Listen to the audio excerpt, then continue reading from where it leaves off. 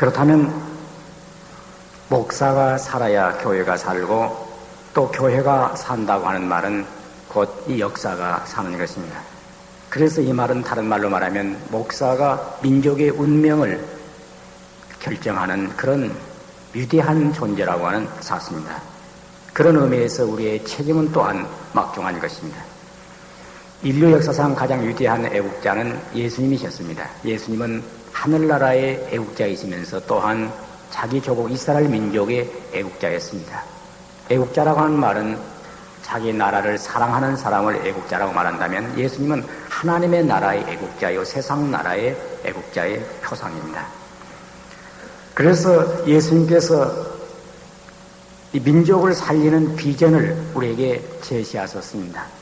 당시 이스라엘 민족이 로마의 압제하에 있을 때 제자들은 거의 다 애국 운동을 가진 그러한 민족주의자들이었습니다. 그래서 예수님의 뒤를 따르면서 어떻게 하면 이스라엘 민족을 로마로부터 해방과 함께 민족을 회복시킬까 하는 그러한 일념으로 예수님의 뒤를 따랐던 것입니다.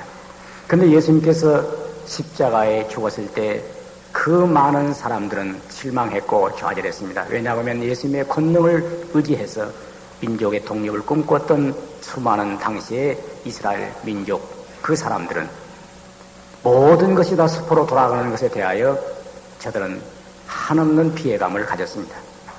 그런데 예수님께서 십자가에 죽은 지 3일 만에 무덤 가운데서 다시 살아났을 때 저들은 큰 기대를 걸고 이렇게 질문합니다.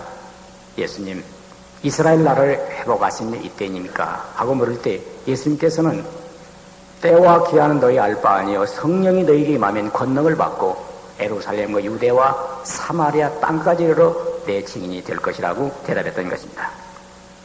당시에 막강한 군사력을 가진 이 로마는 힘이 정의다, 힘이 곧 이게 진리다, 이런 철학을 가지고 있었습니다. 힘을 가지면 평화가 있고 힘을 가지면 정의를 이룬다고 생각했습니다.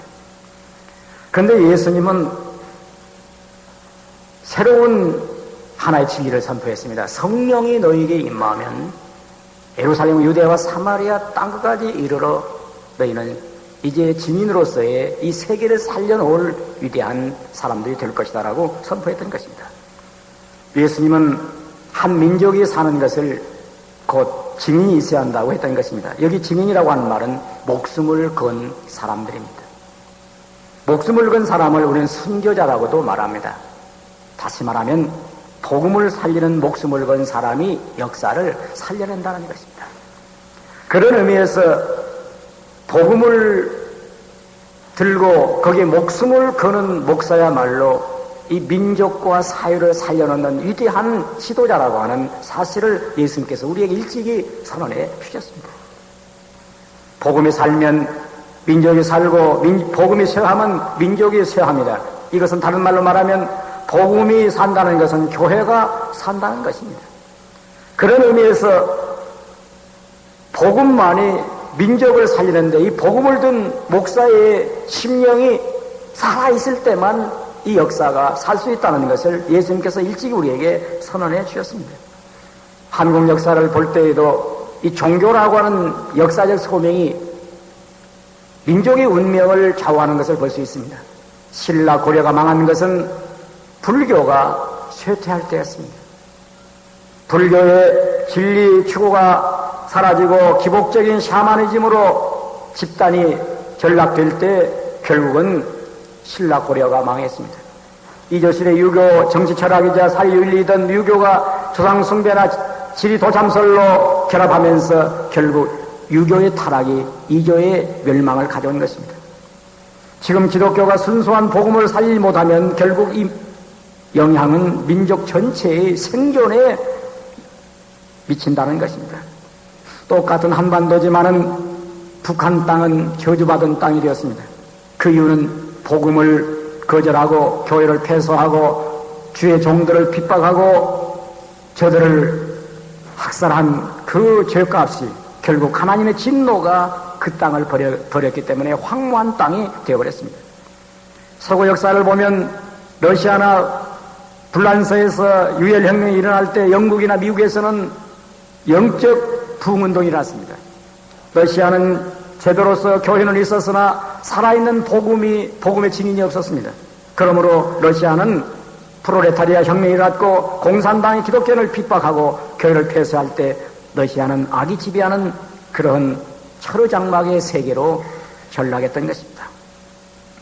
제가 몇 년 전에 러시아를 가서 모스크바 박물관을 이제 관광하면서 저는 놀라운 사실을 발견했습니다. 당시에 러시아 정교의 사제들이 입었던 그 가운 하나가 상상할 수 없는 보석으로 다 누벼져 있었던 것입니다. 저들이 앉았던 의자는 금으로 다 장식되어 있었어요.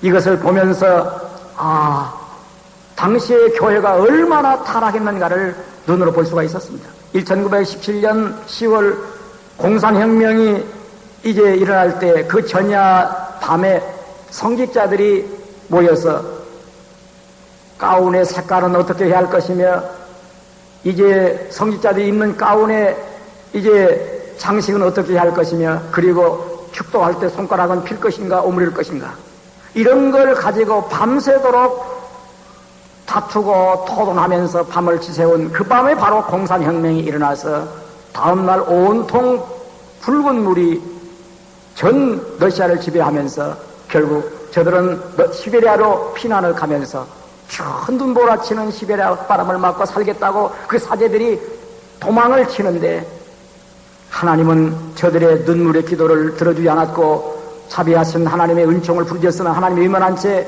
그 시베리아에 저들이 지나간 자국마다 울면 눈물이 이제 얼어붙어서 눈이 감겼고 저들은 이제 입김이 나오면 입김이 얼어서 거기서 저들은 다 죽으면서 결국은 만리장성처럼 시체가 쌓였던 것입니다.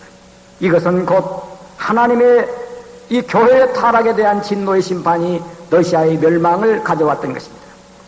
생각해 보면 이 교회가 살면 민족이 살고 교회가 타락하고 망하면 하나님은 곧 교회를 버리면서 역사를 버린다고 하는 사실입니다. 영국에서는 존 웨슬레의 부흥운동이 영국을 피해 혁명해서 구해낼 수 있었습니다. 독일은 마틴 루터의 종교개혁이 독일을 발전시켰습니다. 미국에서는 D.L. 무디의 복음운동이 결국 미국을 문명국으로 발전시켰던 것입니다. 한국 민족의 오늘에 이르기까지 여기에 온 것은 누가 뭐라고든 간에 복음과 함께 운명을 같이 했던 것입니다. 이 한국 땅에 100년 전 복음이 들어온 말미암아 우매한 민중을 미신에서 구했습니다. 일제시대의 민족 독립운동을 교회가 주도해서 이 민족을 자유화하는데 자주화하는데 교회가 앞장섰습니다. 해방 후의 혼란한 사회 속에서 교회는 끝까지 사회주의 사상에서 역사를 지켜왔습니다. 6.25 민족전쟁에서 이 나라를 기도로 살려냈습니다. 70, 80년대 군사독재에서 교회는 민주화를 이루는데 기주가 되었습니다. 그런데 지금 통일의 시대를 바라보면서 교회는 이 민족을 살려낼 정의와 그리고 역사의 구심점을 이룰 수 있는 것인가에 대한 질문을 지금 받고 있는 것입니다.